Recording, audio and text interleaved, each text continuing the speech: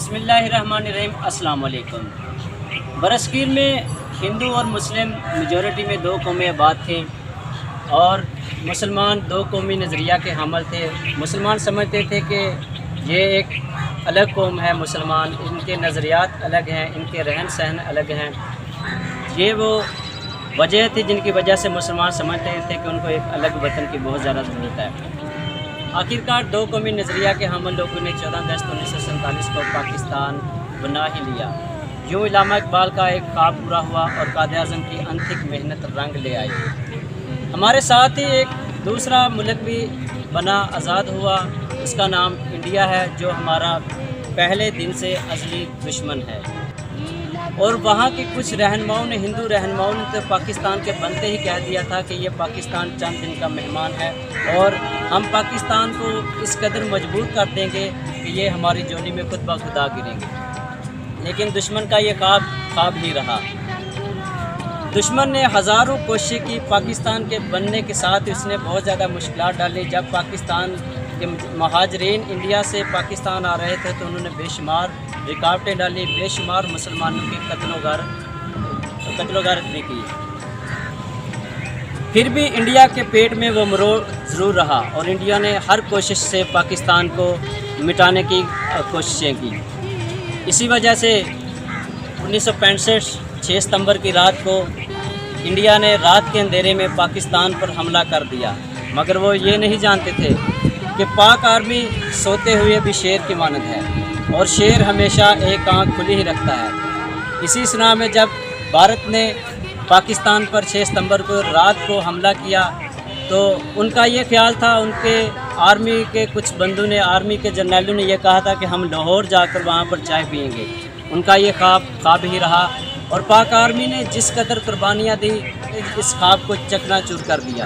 सिर्फ पाक आर्मी नहीं, यहाँ पर पाकिस्तान के हर एक फ़र्द ने जज्बे और जिहाद के नज़रिए से और उस जज्बे से जंग लड़ी कि हर एक बच्चा, बूढ़ा, जवान और औरतें सभी इसी जंग में शामिल थी। इन्हीं महाजों पे सरगोदा के महाज पर जब भारत ने फ़िज़ाई हमला किया तो पाकिस्तान के फ़ज़ाइया के सपूत MM आलम ने सिर्फ 30 सेकंड में किया कि 5 जहाज़ों को मार गिराया। और ये वो कारी ज़रब थी जो भारत को बिल्कुल उसके सीने पे जा लगी थी। और इधर दूसरे महाज पे हमारा ये महाज चुविंडा के महाज पे जंग अजीम के बाद ये टैंकू से दूसरा बड़ा हमला था। यहाँ चुविंडा के महाज से बॉर्डर, तकरीबन इंडिया का बॉर्डर जो है वो 18-20 किलोमीटर दूर है। इंडिया ने रात के अंधेरे में टैंकू से हमला किया और उनका भी यही ख्याल था कि हम यहाँ से कब्ज़ा करते जाएंगे और पाकिस्तान की हदूद में बहुत आगे निकल जाएंगे। यहाँ से चंद ही किलोमीटर दूर आगे बडियाना है, वहाँ पर एक जनरल टिक्का साहब थे। उन्होंने आवाम से खिताब किया एक गवर्नमेंट स्कूल में। हमारे एक बुज़ुर्ग ने बताया कि उन्होंने कहा था कि नौजवानों, अब हमें आपकी नहीं, इस धरती की ज़रूरत है। और फिर लोगों ने देखा और इस धरती ने देखा, आसमान के फरिश्तों ने देखा कि चुविंडा के गयूर आवाम ने यहाँ पर अपने पेट के साथ बम बांधकर इंडिया के टैंकों के नीचे लेट गए और उनके पर्चे उड़ा दिए और इंडिया के आर्मी के लोगों को संभलने का मौका ही नहीं दिया। और वो अपने टैंक और दीदे के पास जो सामान था जंग का वो छोड़कर चले गए। आपने बहुत ज़्यादा हिस्ट्री देखी होगी। ये पहला महाज जंग था जहाँ पर इस कदर कुर्बानियाँ दी गई कि खुद लोग, सिविलियन लोग जो हैं वो आर्मी के इस कदर साथ दे रहे हैं कि अपने पेट के साथ बम बांधकर उनके नीचे, टैंकों के नीचे जा रहे हैं। और इसको इंडियन आर्मी इस यहाँ से ऐसे भाग गई अपना सामान, साजो सामान सब छोड़कर। ये इंडिया के लिए बहुत शर्मिंदगी की बात थी कि वो एक प्लान के साथ पाकिस्तान पर हमला कर रहा है और बहुत इतनी बड़ी जंग टैंकों के साथ कर रहा है, लेकिन एक सोए हुए शेर ने उनको कुत्तों की तरह भगा दिया। और इंडिया इस बात को कभी नहीं भूलेगा। इसके बाद यही नहीं, इंडिया हर महाज पर फिर भी पाकिस्तान से इस तरह की अटकलबाजियाँ करता रहा। 1971 बंगाल को हमसे अलहदा कर दिया। और इंडिया आज तक अपनी शिकस्त का बदला लेने के लिए हमें मुख्तलिफ महाज पर शिकस्त देना चाहिए, लेकिन हर बार उसे मुंह की खानी पड़ती है और फिर भी इंडिया बाज नहीं आता। आज के 1947 से लेकर आज 2021 तक इंडिया ने हमें तस्लीम ही नहीं किया, दिल से तस्लीम ही नहीं किया। कागजी तौर पर तो उन्होंने हमें तस्लीम कर लिया है, लेकिन दिल से इंडिया ने अभी तक हमें तस्लीम नहीं किया। कभी वो फाइनेंशियल एक्शन टास्क फोर्स में हमें ब्लैक लिस्ट करवाना चाहता है, यानी FATF में ब्लैक लिस्ट करवाना चाहता है, तो कभी वो कश्मीर पर अपना नाजायज़ कब्ज़ा हक जताकर हमें जो है वो दिखाना चाहता है कि हम कितनी पावर में हैं। लेकिन इंडिया को याद रखना चाहिए, ये मुल्क मिटने के लिए बना ही नहीं और इंशाल्लाह ये कभी मिटेगा नहीं। हमारे प्यारे करीम नबी सल्लल्लाहु अलैहि वसल्लम को इस मुल्क से खासी मोहब्बत थी। इकबाल ने फरमाया था, मेरे अरब को आई जहाँ से ठंडी हवा, मेरा वतन वही है, मेरा वतन वही है। यह पाकिस्तान इंशाल्लाह मार्ज़ वजूद में आया है और यह क़यामत तक रहेगा। और यह पाकिस्तान सिर्फ पाकिस्तानियों के लिए नहीं, बल्कि दुनिया में जितने बसने वाले मुसलमान उन सब की नुमाइंदगी करने के लिए बना है। पाकिस्तान इस्लामी दुनिया का वाहिद एटमी मुल्क है। भी अपनी हिफाजत करना जानता है। इंशाल्लाह पाकिस्तान का बच्चा बच्चा फ़ौज पाकिस्तान के साथ शाना बिशाना खड़ा है। यही वजह है कि चारों तरफ से गिरे हुए इस मुल्क को आज तक कोई भी शिकस्त नहीं दे सका और अंदरूनी बरूनी तमाम जो हमारे साजिशें हैं उनको पाक फ़ौज ने बड़े ही अहसन तरीके से सबूतासर किया है। इंडिया जानता है कि वो फ्रंट से कभी भी पाकिस्तान का मुकाबला नहीं कर सकता, इसलिए जैसे मैंने पहले जिक्र किया FATF में हमें वो ब्लैक लिस्ट कराना चाहता है। इसके अलावा जब उसकी कहीं से भी कुछ नहीं चलता तो फिर वो अभिनंदन जैसे दहशतगर्दों से पाकिस्तान में खलल डालना चाहता है और यहाँ पर दहशतगर्दी करवाना चाहता है, लेकिन इससे मिटाने वाली कोई ताकत आज तक नहीं आ सकी।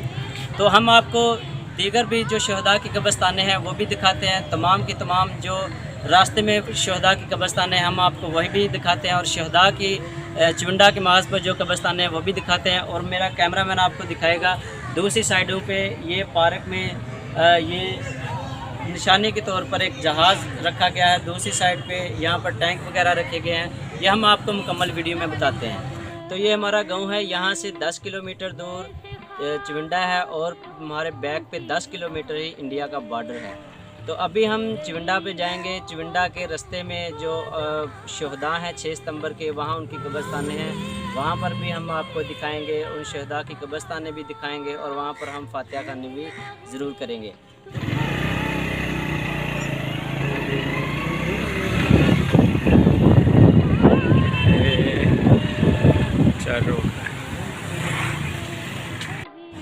जी तो हम पहले स्टॉप पे पहुँचे हैं जी, हमारे गांव के 1 किलोमीटर दूर पे पहला स्टॉप जहाँ पर शहदा की कब्रिस्तान है। अभी हम आपको नीचे जाके दिखाते हैं कमरे शहदा की कब्रिस्तान है। आ जाए नीचे। ये जहाँ पर आप देख सकते हैं तैयारी भी हो रही है 6 सितंबर के हवाले से, वाल चैकिंग वगैरह और दूसरे लोगों वगैरह, ये देख सकते हैं आप, ये तैयारी आप देख सकते हैं। हर साल की तरह इस साल भी बड़े जोशो खरोश से 6 सितंबर के हवाले से शहदा की कब्रिस्तानों को दोबारा पेंट किया जा रहा है।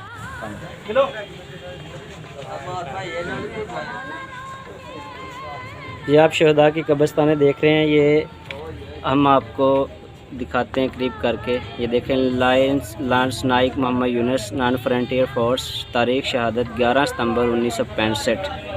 और इसके आगे हैं सिपाही मोहम्मद यूनुस साहब हैं, तुमगे जरात हैं, 9 फ्रंटियर फोर्स, तारीख शहादत 11 सितंबर 1965। और इसके अलावा भी है नाइक कामल शाह, ये भी 11 सितंबर की शहादत है। नाइक चिन्नू खां, ये भी 11 सितंबर की है 1965 की। ये तमाम की तमाम शहदाएँ जो हैं वो तकरीबन 11 सितंबर की हैं। और इनकी सबसे बड़ी जो बात है वो ये है कि इनका कोई भी इनका एड्रेस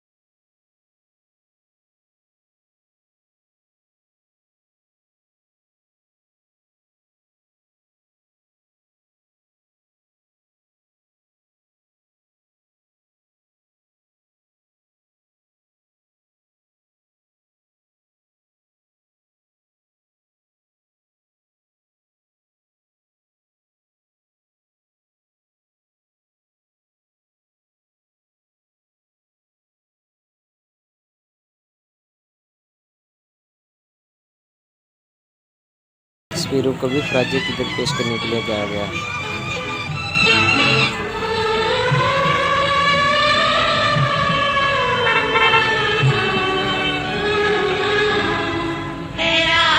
पार्क में हर साल 6 सितंबर को पाक आर्मी की जानिब से परेड का इनेकाद किया जाता है और परेड में शहीद होने वालों को नजराना गिफ्ट पेश किया जाता है और इस्लामी पेश की जाती है।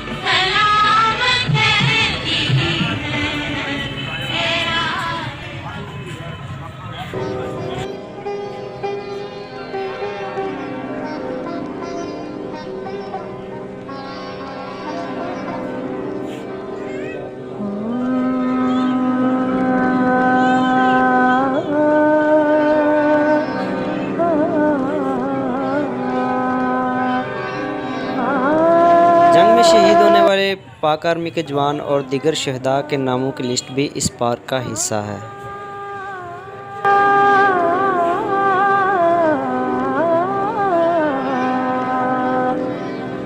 ए पुत्र हटाते नहीं विक जे, ए पुत्र हटाते नहीं विक जे, की लभनी विच बाजार पुड़े, देन मेरे दादा दी, ए देन मेरे दादा दी, नाए में टकरा मार कुड़े, पुत्र हटाते नहीं विक जे।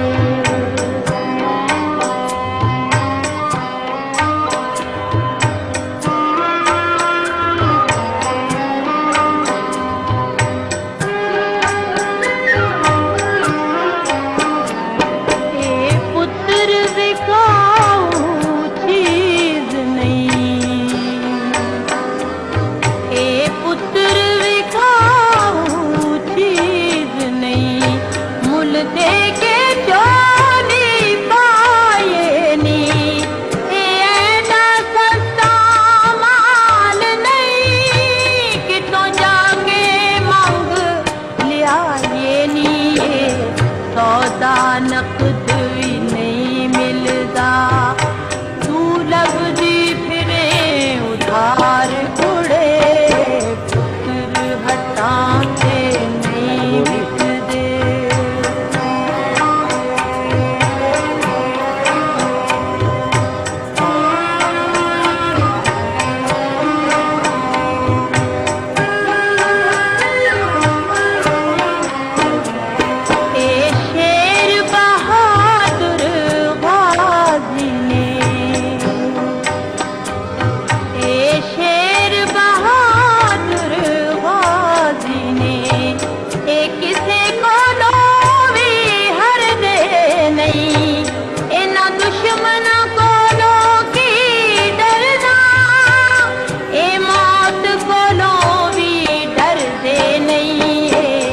अपने देश दी इज्जत तो जान अपनी देंदे वार कुड़े, पुत्र हटाते नहीं विकदे।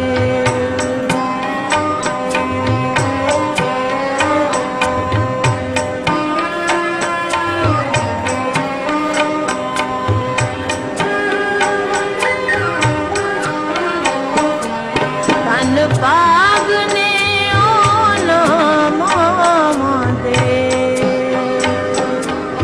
धन बाग ने ओना मामा दे, जिन्ना मामा दे जाए ने, धन बाग ने बैल परावा दे, जिन्ना मोदियां वीर खिडाए ने, मान ने माना वालियां दे, नहीं इस जिते नू सार कुड़े, पुत्र